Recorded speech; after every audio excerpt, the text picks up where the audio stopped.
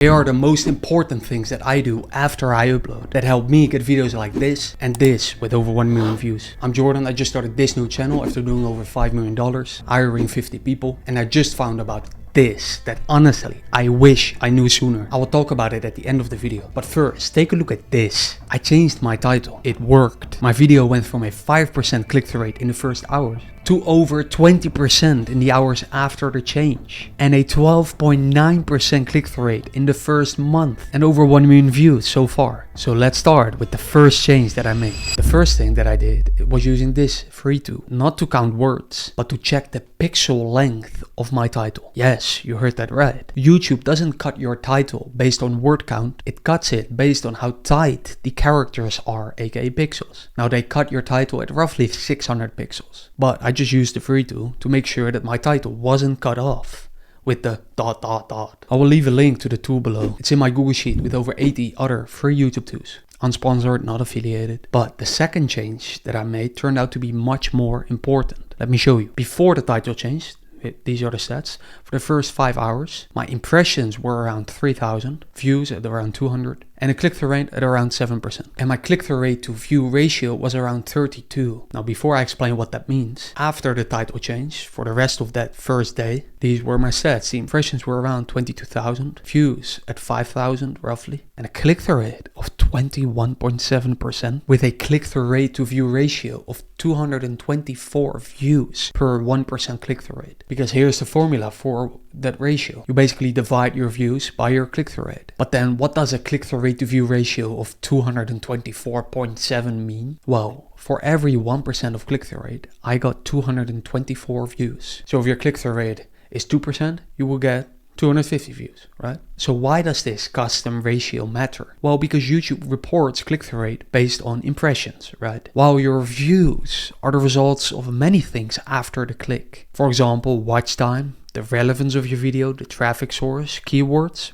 More about that later, by the way. So even though click-through rate tells you how clickable a title is, click-through rate to view ratio tells you how clickable and promotionable the video is over time. Which is why a good title isn't just about being clicked. It's about more than click-through rate. For instance, the search volume of the keywords in your title. Let me explain. YouTube shows you click-through rate. It tells you, in my case, out of 10 million people for one of my videos who saw the thumbnail and title, 8.4% clicked. Now, that sounds useful.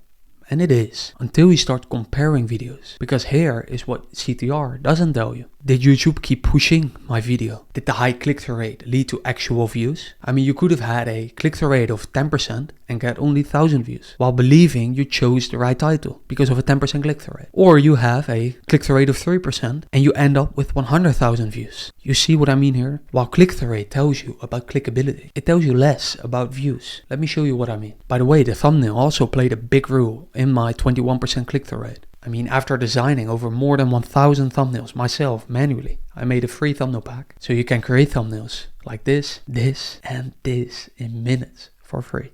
Free link in the comments. And when you are there, comment WhatsApp group if you want me to send you a free invite to our group chat full of YouTubers. Anyways, here you see the stats of video 1 on the left side.